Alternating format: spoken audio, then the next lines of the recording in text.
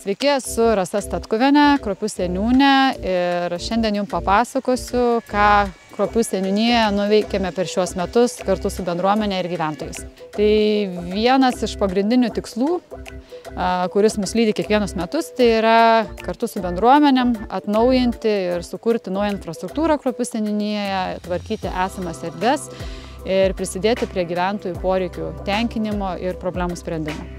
Tai turbūt vienas iš svarbiausių įvykių pas mus Kruopių seniūnijoje šiais metais buvo Kruopių viešosios bibliotekos perkėlimas į Kruopių mokyklos patalpas. Šiuo metu Kruopių viešoji biblioteka yra sujungta kartu su Kruopių pagrindinės mokyklos biblioteka, yra perkelta į erdves, didelės gražias patalpas.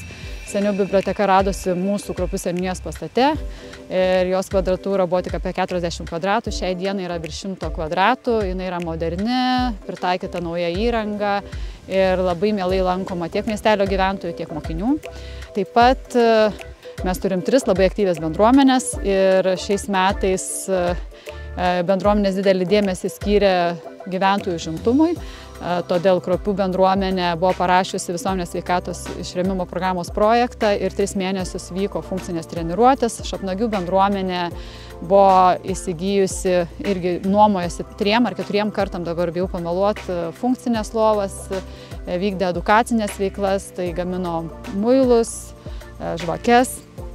O mes taip pat kartu su Kruopių bendruomenė didelį dėmesį skiriam Kruopių parkui ir tvenkinio teritorijai ir šiais metais iš dalyvaujamojo biudžeto buvo atnaujinta Kruopių parko aikštelė, atnaujinta mažoji infrastruktūra, prie Kruopių tvenkinio buvo pastatyta nauja pavėsinė, atnaujintas lieptelis, pastatyta persirengimo kabina. Kruopių bendruomenė taip pat persirengimo kabiną pastatė ir prie Pakalniškių karjero. Mes dabar randamės vaikų žaidimo aikštelėje, vadinamame Kruopių jaunimo skvere. Tai šiais metais Kruopių seniūnija parašė taip pat visuomenės sveikatos rėmimo programos projektą ir pastatėm muzikinį lauko instrumentą, varpelį ir papildėm mūsų turimą edukacinę erdvę ir šiuo metu turime 4 muzikinius instrumentus lauko. Taip pat didelį dėmesį skiriam viešųjų erdvių gražinimui ir įsigijome betoninius lauko vazonus, kuriuos pastatėme miestelio centre, Spaigių kaime ir Šapnagių kaime. Ir taip pat džiaugiamės, kad šiais metais turėjome galimybę įsigyti kalėdinius papuošimus ant apšvietimo stulpų ir šiais metais tikimės, kad gyventojus džiuginsime kalėdinėmis nuotaikomis Vytauto Didžiojo gatvėje, Kruopių miestelyje. Ne tik mes girdime miestelio gyventojų problemas, bet jas girdi ir mūsų savivaldybės vadovai ir specialistai. Ir šiais metais labai nudžiuginome Pakalniškių kaimo gyventojus, nes buvo jų gyvenvietėje išlietas asfaltas. Jie daugybę metų gyveno gyvenvietėje su žvyro danga ir šie metai jiems buvo labai ypatingi ir jie to labai džiaugiasi. Taip pat buvo išvalytas ir sutvarkytas Dabrėsties upė šalia miestelio parko. Ir žinoma, šiais metais turėjome labai daug iššūkių, kaip ir kiekvienais metais. Ir turėjome ekstremalią situaciją vasaros laikotarpiu, buvo didžiulė audra, liūtis. Vėjas išlaužė mums miestelio parke 25 medžius, buvo išplauti kapinių takai, keliai.